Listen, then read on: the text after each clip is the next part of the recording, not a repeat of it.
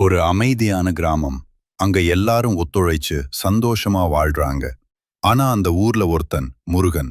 முருகன் ஒரு விதமான மனிதன். யாராவது நல்லா இருந்தா அவனுக்கு பிடிக்காது. யாராவது முன்னேறினா அவன் பொறுக்க மாட்டான். ஒரு வீட்டில் கார் வாங்கினாங்கன்னா லோன்ல தான் வாங்கியிருப்பாங்கன்னு பேசுவான்.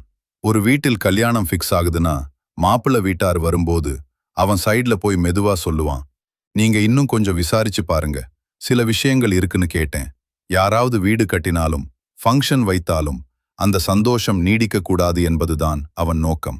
இப்படி முருகன் மெதுவா ஊர்ல எல்லாருக்கும் பிடிக்காத ஆளாகி விட்டான். ஆனா அவன் அதை சீரியஸா எடுத்துக்கல. ஒரு இரவு முருகன் வீட்டில் திடீர்னு தீப்பிடிச்சது. அவன் பயந்து வெளியே ஓடினா. உதவி, உதவின்னு கத்தினா. அந்த சத்தம் கேட்ட உடனே ஊர்க்காரர்கள் ஓடி வந்தாங்க. யாரோ தண்ணி கொண்டு வந்தாங்க. யாரோ உள்ள போய் பொருளை எடுத்தாங்க. யாரோ தீயை அணைக்க முயற்சி பண்ணாங்க. சில நேரத்துல அந்த தீ கட்டுப்பாட்டுக்குள் வந்தது. முருகன் அங்கே நின்று கொண்டிருந்தான். அவன் கண்ணு கலங்கிடுச்சு. நான் இவங்க எல்லாரையும் எவ்வளவு தப்பா பேசினேன், எவ்வளவு கெடுத்தேன். ஆனா இப்போ என் பிரச்சனைக்கு இவங்களே ஓடி வந்து உதவி பண்றாங்க.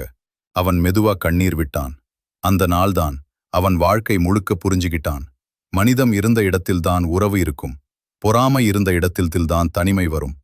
நீ எவ்வளவு தப்பா நடந்தாலும் உண்மையான மனிதர்கள் உதவியை நிறுத்த மாட்டாங்க. ஆனா அந்த உதவிதான் உன்னை மாற்றும்.